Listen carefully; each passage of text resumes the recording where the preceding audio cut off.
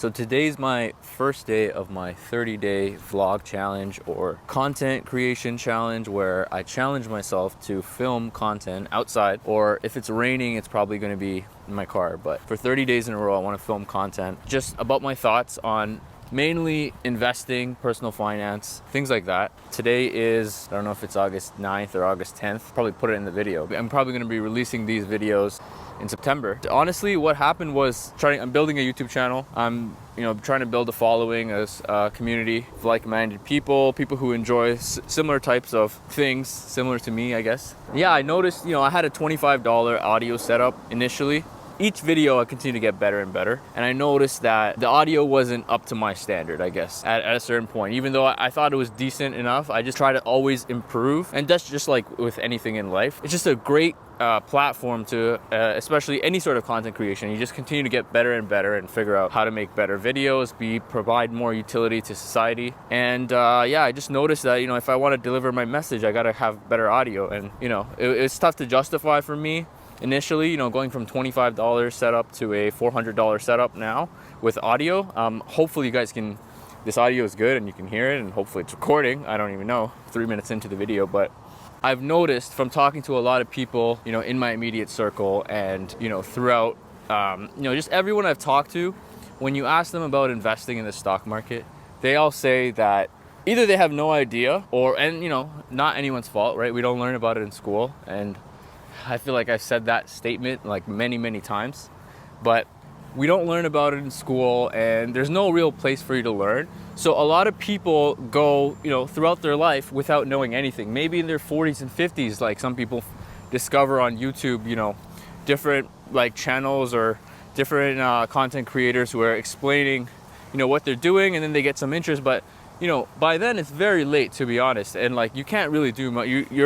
The whole point of the stock market and how you build wealth in the stock market and for yourself is from compounding, where you're investing, and the more time you give your investments, the more they compound, ideally, if you're investing in the right things. And I'm going to go more and more deeper into this throughout the 30 days, just on a high level. Real estate is a lot simpler for people to understand. It's a house that you live in or a house that you rent out to someone.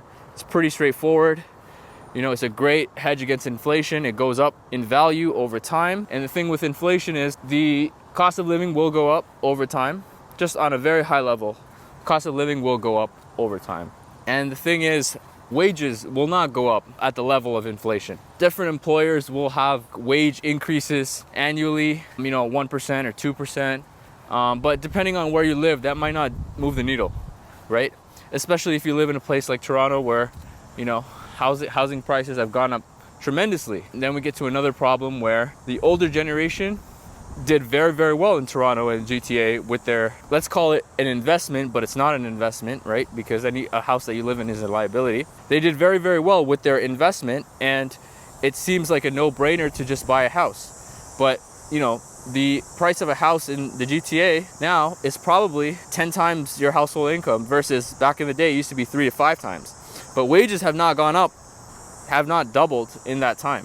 They've gone up, but they have not doubled. My whole thing is, I have a lot of realtor friends, and but I'm just gonna speak what's on my mind. But I understand that, this information won't go out there. It's not out there really, because it's just the truth. Like, the numbers just don't make sense, And for me, having, not owning a property, and obviously I will own a house one day at some point. And but for me, the thing is, I need to buy a house that is 30% of my income. I mean, by that I mean the house that I purchase, the cost of actually owning that home needs to be 30% of my take-home pay. Whether it's me by myself or me and my wife, my future wife, it needs to be 30%. Obviously, you probably hear that and say, well, that's impossible. Well, it's not impossible. There's multiple ways to get to that point. It's make more money or make the sacrifice of moving somewhere where it actually makes sense to own a home. And it's not in Toronto, I mean, in my opinion. Now, if you were to get into the real estate market a little bit earlier on, then I guess, you did well, right? And like, my whole thing is, finding Dave Ramsey on the internet and just consuming his content. I just learned about the value. Even someone like Thach Nguyen, I think it's pronounced Nguyen. A lot of people will probably pronounce his name Thach Nguyen, but I think it's Thach Nguyen. He also talks about if you want to make money, if you want to make passive income, you know, you got to buy, you know, 4 properties that are netting you $2,500 a month, and you want to pay them down. You don't need to own like 50 properties, right? And you want to pay them all down. And obviously the math works, but in reality, it's a lot easier to do that back in the day, but I'm sure it's still possible. It just depends where you go, right? Anyways, having said that, the real estate market has a real barrier to entry, right? The real estate market has a big barrier in terms of a down payment. Now I'm in Toronto. If you're watching this, maybe you're in Toronto. I don't know where you are. You put in the comments where you are. But if you're watching this, you know that, you know, the reason I'm making videos is that, you know, it's a real problem, right? For the millennials and, you know, younger generations, Gen Z and all that. It's going to be a real problem owning a home. I mean, maybe you're that person that's just comfortable with renting forever. And that's not, like, people will say, oh, you know, the money that you put towards rent, you could be building equity, right? Because for the average person is not able to build wealth with, you know, starting a business or whatnot. You know what I mean? It's not for everyone, right? There's a lot of people in jobs on fixed income. Cost of living, it's just, with the way cost of living is going, it's just not affordable. So that's where you get to the stock market. And that's literally the thing that I'm the most passionate about. And I didn't realize that this was such an impactful thing till I made videos about it on my YouTube channel. The link's in the bio if you're seeing this on Instagram. But I made videos on my YouTube channel about, you know, the stock market and index investing. And when you think of the stock market, I'm not talking about, hey, buy this stock, buy that stock. I wouldn't do that. I did that a couple of years ago. I know for a fact that some people made money and they sold and they made a lot of money, and you're welcome. There's the other fact of other people held, and including me. And I learned a lot from that. I'm very happy that happened, right? That's why I'm even making this video right now. Like, imagine I had made, you know, 200,000 and then just put that into a house, and I put it into a house at the wrong time, and now I can't afford to carry the cost of that house, and now I'm stressing financially. Like, people don't talk about that part of buying a house or investing in real estate. You know, but you got to talk about the reality. You know, you got to talk about both ends of it. There's a barrier to entry for real estate, and there's also a barrier to entry for the stock market. For real estate, it's just hard cash, like money, and obviously probably your credit score, right? But the main thing is the down payment, and then obviously your income, right? I'm not going to talk too much about, you know, how people are qualified for mortgages. I'm not going to say anything about that, but you know, if you know, you know, I guess. But for real estate, I mean, you got to save $100,000. Like, let's just be real. Like, in Toronto, right? To buy a $1 million house, it's not that easy. And, you know, people who have done it, you know, I respect the hell out of you. You know what I mean? Like, you've probably been working for full time for a long time, and you've been saving saving your money well, and that's a skill. And, you know, that's a whole other topic that I'll probably get into my future videos during this 30 days, which is just about saving your money. How do we save money? Why don't more people save it? How do you decide where your money goes? Why is money so taboo? You know, I'm kind of all over the place with this video, but it's my first one. I'm trying to get all the thoughts out there. But yeah, mainly what this 30-day vlog challenge is going to be about is, and you know, most of my future videos are going to be about investing in the market and just education about it. Because, you know, not being able to afford real estate, or basically, like, just full transparency, right? Like, I only started working full-time. I'm 31. I only started working full-time probably with a legitimate full-time job in 2021. There's other things that happen in life that get in the way. And then, you know, I'm sure there's other people out there that are in the same situation, and that's why they haven't bought a house. Like, everyone's journey is different. Everyone has a different path. But I just want to speak for the people that are in the same situation as me, or in a similar situation around the same age, and you're feeling like, okay, how am I supposed to catch up? When most people think about the stock market, they think about, they think of it as gambling, right? And whether you've been told that by, whoever, your parents, your siblings, your cousins, your aunts, your uncles, your friends, nephew or something, I mean, that's just not the case, right? It's just, there's many different vehicles in the stock market. There's different types of stocks. There's indexes. There's ETFs. There's mutual funds. There's so many things.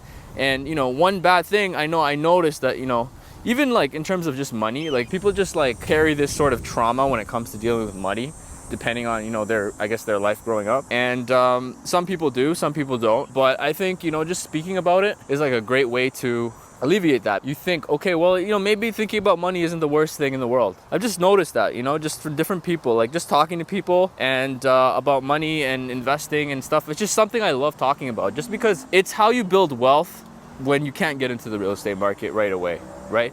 Down the road, I'm sure you could, right? If you do the right things, put things in place. But I'm not in any sort of rush to just copy what everybody else is doing. I like to actually really analyze what's going on and see, I like to get a good value for my money. When you really think about it, and you really do the numbers over a long period of time, obviously if you just compare buying to renting, of course it's gonna look good to buy a house. If you go outside of Toronto, like the GTA, there are really good deals, right? It's just, well, can you find a job there, right?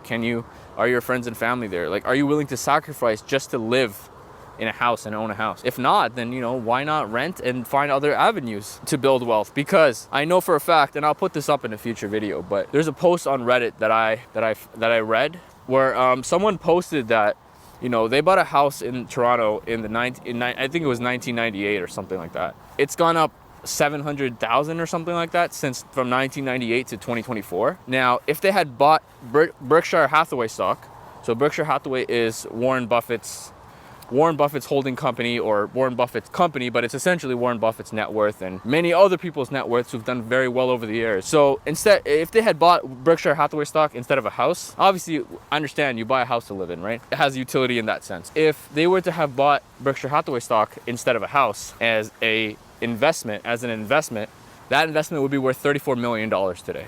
So 700K versus 34 million.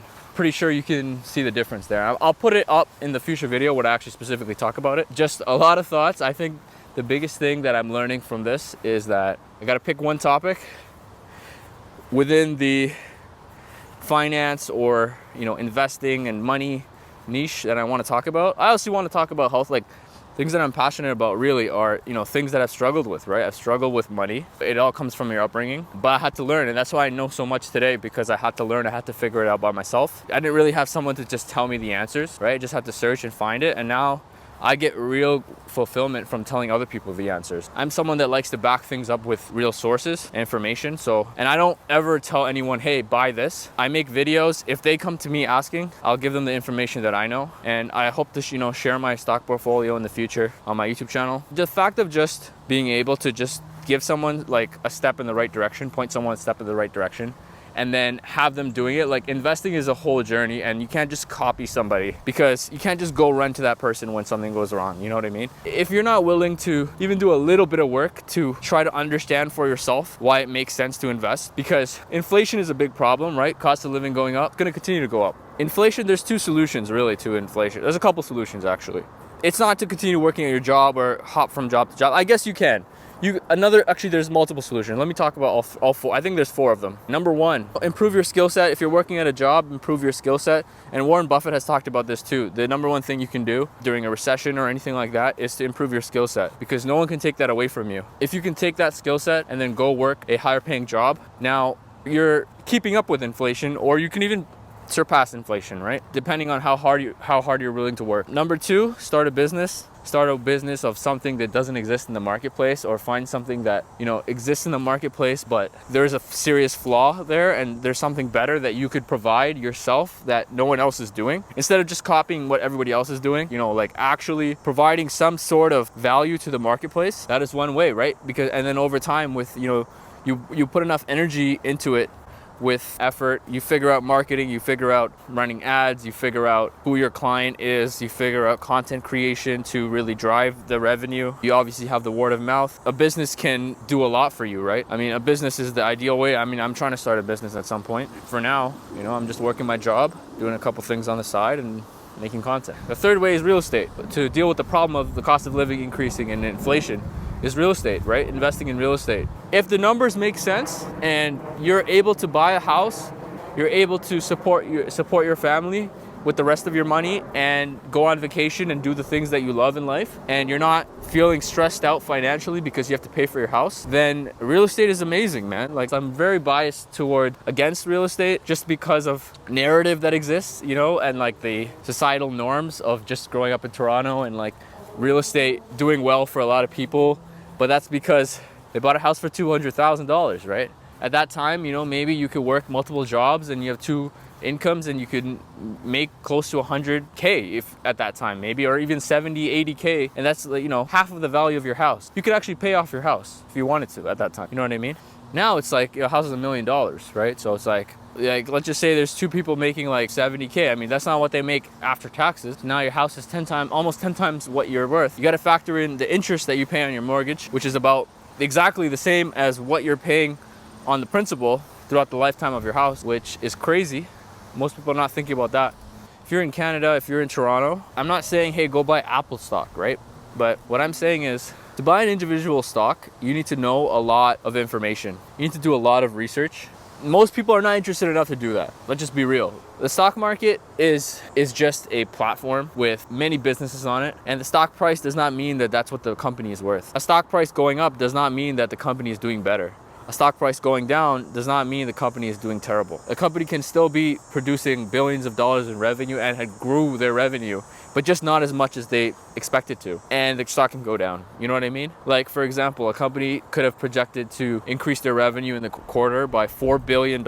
And if they increase their revenue by $3.5 billion, the stock will go down. And then you, not having any knowledge about the stock market, might think, oh man, this stock is done. I think of stocks as actual businesses, which is what they are. What you need to do is buy an index ETF that essentially tracks the S&P 500. What is the S&P 500? It's the 500 largest and most profitable companies in the United States that are mostly global multinational companies. Companies such as McDonald's, Costco, Walmart, Apple, Google, Microsoft, Amazon, things that you use on a regular basis, you know, Coca-Cola, Pepsi, any food that you consume, you know, is owned by a publicly traded company, right? A mature company that has been around for a long time, has track records of continuously growing. Everybody has an iPhone, right? So like, or some sort of Apple product. Why not profit from that company instead of just consuming? You can buy Apple stock, sure. You probably don't know what it's worth today. Probably don't know if the business is actually worth $2.2 or $3 trillion. Could you do well long term if you buy Apple stock? Sure, right? Apple's gonna continue to grow. Is it overvalued today? I don't know, I can't tell you that. Could I figure it out? Yeah, probably. What I always encourage other people to do is to buy the index, because the index is a basket of stock. The work is done for you. They've picked the best companies in the United States and, you know, let's just call it the world, and they bought them all. And you're buying shares of this basket filled with the 500 best companies in the world that you consume their products on a regular basis anyways. And it's not gambling, because the volatility of the actual this is called the overall market. Consider it the overall market. The volatility of that market is nothing compared to an individual stock. Individual stocks are highly volatile. So, you know, when they say, you know, don't put all your eggs in one basket, this is a great example of spreading your money out by you're just buying one investment vehicle, which has returned 8 to 10% annually over time. 8 to 10% might not seem like a lot for you, but how much percent are you receiving in the bank? I mean, another thing I'll talk about is probably online banks in Canada. Online banks in Canada they're all over the malls and stuff trying to get your business. And, you know, they have commercials and stuff, but it takes a lot to actually get someone to move away from one of the big banks that they've been banking with forever. But that's a whole different conversation for another day. Just my thoughts, just the first video. I'm gonna probably be a lot more focused in my next video that I film. Talk more soon.